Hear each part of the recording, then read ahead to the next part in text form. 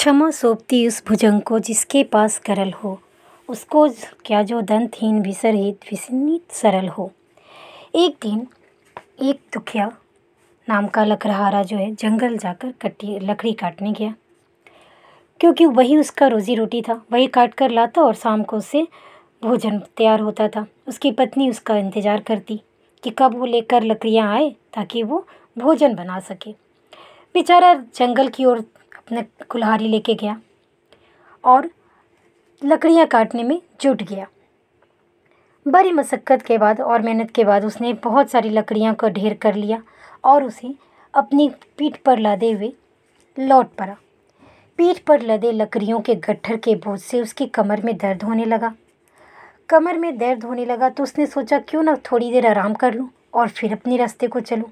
बैठे बैठे उसे कब नींद आ गई पता ही नहीं चला। इतने में सूरज ढलने को आया और उसने चारों ओर देखा तो अरे अंधेरा सा हो गया।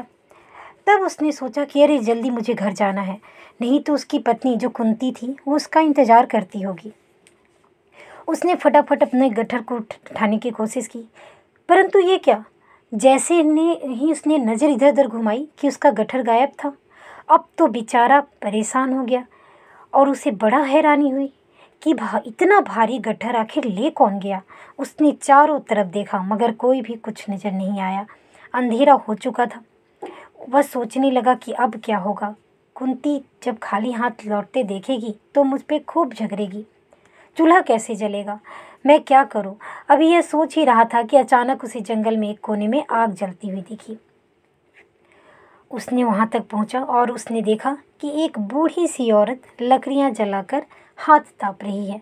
उसने गौर से देखा तो उसने देखा कि वो कपड़े साइड में रखे हुए हैं जो उसकी पगड़ी बनाकर वो लकड़ियां को लादा हुआ था।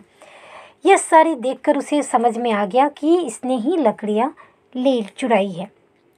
उसने जाकर पूछा, तुमने मेरी लकड़ियां क्यों चुराई, वापस करो। बूढ़ी औरत रोते हुए बोली, तू मेरे बेटे जैसा है, क्या अपनी माँ को जरा सी लकड़ियां नहीं दे सकता। दुखिया बोला, चोरी और ऊपर से सीना चोरी। बूढ़ी बोली, हाँ मैंने चोरी की, क्षमा कर दो। यह कहते हुए बूढ़ी जब जाने लगी तो उसने बैसाखी के सहारे देखा कि एक बूढ़ा व्यक्ति भी आया जो कि उसका पति था।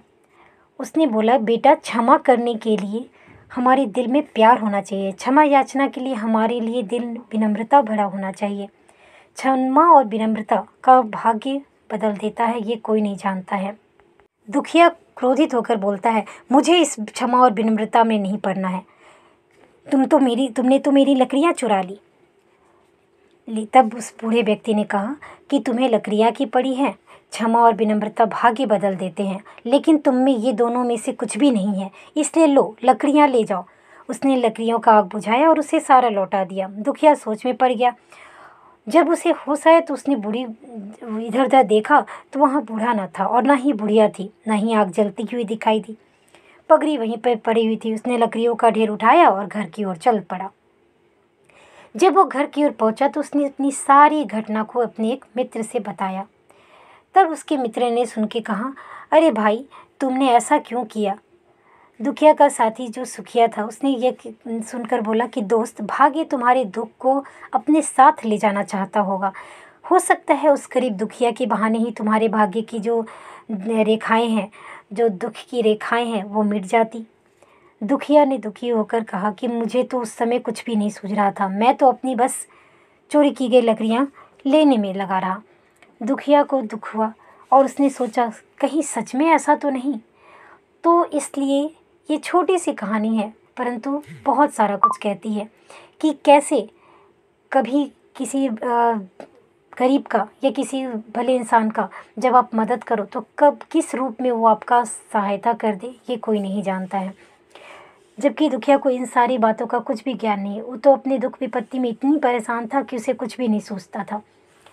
और उस समय उसे एहसास हुआ कि हाँ सच में उसने गलती की। उस बेचारी बुढ़िया को, रोती हुई बुढ़िया को यदि वो थोड़ी सी लकड़ियाँ देता तो उससे उसका कुछ नहीं बिगड़ता, लेकिन उस छोटी सी लकड़ी से ने उस बूढ़ी का भी दिल तोड़ दिया, जिससे कि उसे इतनी बड़ी घटना का सामना करना पड़ा। दुखिया ने बहुत इसके बारे में सोचा। उसे अपनी गलती का एहसास भी हुआ और अफसोस भी हुआ, लेकिन अब क्या, अब तो समय हाथ से निकल चुका था। अब वह क्या कर सकता था। दुखिया ने खुद को बदलने के लिए बहुत कोशिश की और अपनी गलती को सुधार करने का भी, लेकिन अब मौका हाथ से निकल चुका था। क्षमाशीलता और विनम्रता जहाँ भी हो, सुख अपने आप ही आ जाता है। इसीलिए व्यक्ति को किसी पे यदि किसी ने गलती भी की तो उसके ऊपर क्षमा का अपना प्रभाव छोड़ना चाहिए, ताकि वो आपके दिल में जो विनम्रता है उसको वो समझ सके।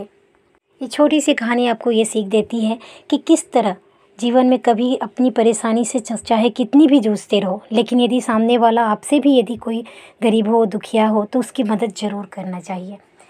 तो मुझे लगता है कि आपको ये स्टोरी अच्छी लगी होगी। आपको ये कहानी कैसी लगी अपने कमेंट बॉक्स पे ज़रूर लिख के बताइएगा।